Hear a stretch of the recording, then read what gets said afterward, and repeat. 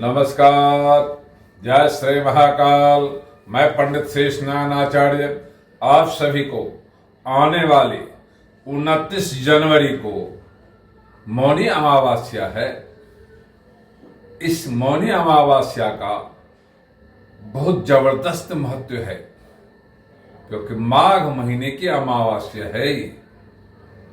इस अमावस्या तिथि में जो लोग देवता और पितरों के प्रति दान सम्मान का विधान करते हैं उनके जीवन सफल हो जाता है। क्यों इस वर्ष में प्रयाग में महाकुंभ लगा हुआ है। इस महाकुंभ में अमृत शाही स्नान होता है 3 बारी। उसमें सर्वोत्तम स्नान देव पितरों के प्रसन्नता के लिए मौनी अमावस्याओं को चुना गया है, जिसमें देव ऋषि मुनि मनुष्य सभी इसमें स्नान करते हैं त्रिवेणी संगम पे। तो उनके जीवन में हमेशा सर्वोपरि सफलता मिलता है। भक्ति के रूप में मिलता है, शक्ति के रूप में मिलता है और आरोग्य के रूप में मिलता है। सब कुछ मिलता है।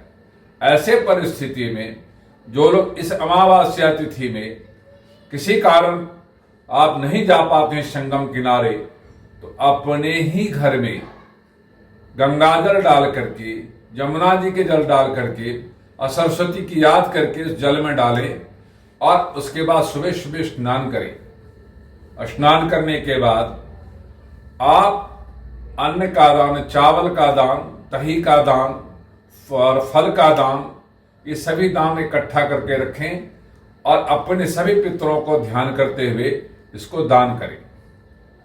और फिर दोबारा धूप दीप ज्योति इत्यादि सब जला करके भगवान शिव को याद करते हुए, भगवान विष्णु को याद करते हुए और ग्रह में सूर्य को याद करते हुए, ग्रह में चंद्रमा को याद करते हुए, ग्रह में बृहस्पति को याद करते हुए आप उस मंत्र को जपते हुए या वो ग्रह को ध्यान रखते हुए यदि आप दान सम्मान करते हैं तो आपके जीवन में सूर्य नाम का दोष समाप्त हो जाता है, जिसमें सरकारी अड़चने हो और आपको यदि शरीर में एलर्जी हो या किसी प्रकार का कोई शत्रु हो, व्यापार नहीं चलता हो, पितृ नाम का दोष हो रहा हो, तो इससे इस दोष की समाप्ति होती है।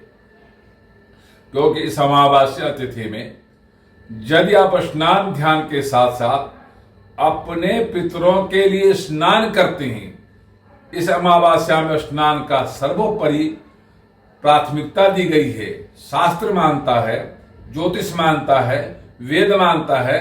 इस अमृत काल में, इस अमावस्या तिथि में जो लोग 7 बारी देवताओं के नाम, 7 बारी पितरों के नाम और 7 बारी अपने ईश्वर के नाम यदि स्नान करते हैं या 7 बार अपने जल अपने ऊपर सिर से पैर तक डालते हैं तो स्नान का पूरा माना जाता है। और उस टाइम जब अपने ऋषियों को ध्यान करें, फिर अपने पितरों को ध्यान करें, अपने देवताओं को, कुलदेव, ग्रामदेव, स्थान जितने भी देव हैं सभी देवताओं को ध्यान करते हुए स्नान करते हैं। तो जब आप सभी उनको स्नान करके उनको अर्पण करते हैं तब प्रसाद में उनको आपका फल आपको प्राप्त होता है, ऐसा शास्त्र मानता है। इस अमावस्या तिथि में आपका दान का विधान है, स्नान का विधान है, देवता का पूजन का विधान है। तो जो भी आप कर सकते हैं सुबह से लेकर रात्रि तक इस दिन में जल के किनारे या जल कलश रख करके उसके सामने आप दीप जलाते हैं। घी का दीप जलाएं, तेल का दीपक जलाएं, सरसों तेल का दीपक जलाएं।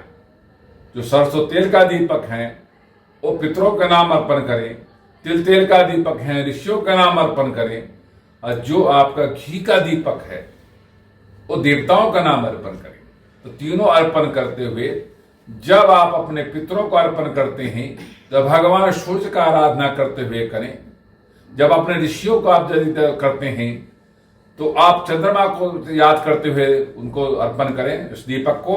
और जब आप देवताओं को अर्पण करते हैं तो बृहस्पति को याद करते हुए आप उनको अर्पण करें, तो आपका दीपदान, स्नान दान और दीपदान 3 प्रकार का इसमें महत्व है। जो तीनों चीज ही देव ऋषि पितृ इसको ग्रहण करते हैं।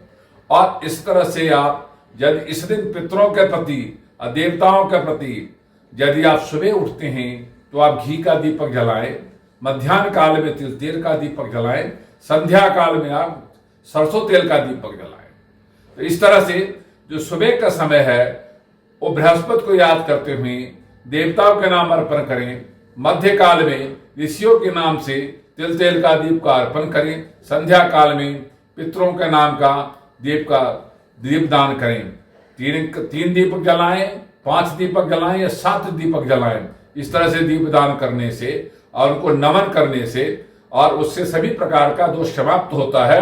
और आप घर बैठे ही यदि आप जा सकते हैं तो प्रयाग में जरूर स्नान करना चाहिए, नहीं कर सकते हैं तो यहीं से ही गंगा बरे गोदावरी और तीर्थ बरे प्रयाग और सबसे बड़े अयोध्या जहां राम लीला अवतार, इस ऐसे मंत्र का यदि आप जाप करते हैं, गंगे गंगे हर हर गंगे करते हैं, तब भी आपको उतना ही फल मिलता है, ऐसा शास्त्र का कथन है।